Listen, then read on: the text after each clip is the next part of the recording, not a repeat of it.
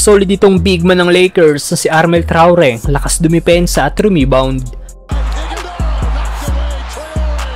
Pero bago yan, Austin Reeves ready na rin para sa regular season. Bukod kina Anthony Davis at Dalton Knecht na gumawa ng tig 35 points para matalo ang Phoenix Suns, isa pang player ng Lakers ang magandang nilaro kanina at ito ay si Austin Reeves. Nagtapos si AR-15 na may 18 points, 8 rebounds at 2 assists, shooting 6 of 12 sa field. Narito ang naging highlights ni Austin Reeves sa laban sa Phoenix Suns. Nice cut by Reeves para makuha ang una niyang puntos sa Lakers. Pasok ang 3-point shot ng Lakers guard mula sa assist ni Davis.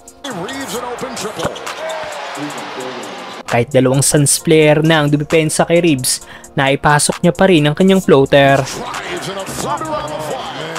Nice screen by AR-15 para makatira ng libre si Dalton Knecht.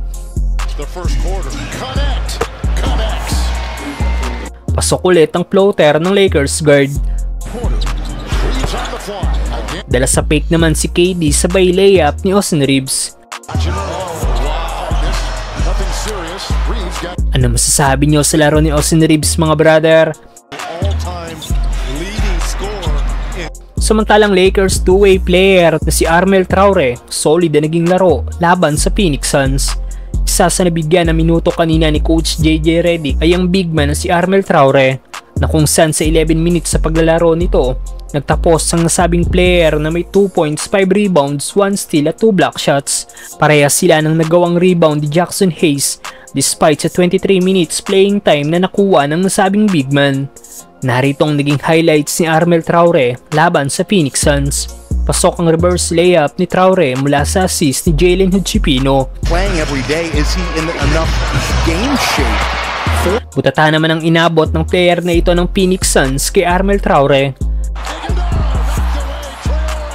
Bagsak naman ang player na ito ng Suns matapos sa lubungin ni Traore na nakuha pa ang rebound.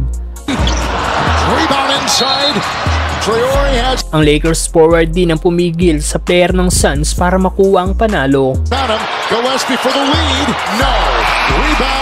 Overtime na screen by Traore para makagawa ng space si Knecht sa kanyang defender.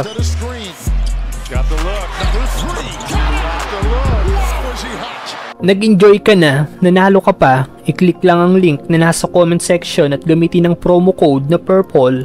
Piliin ang sport option para makakuha ng 12,000 bonus.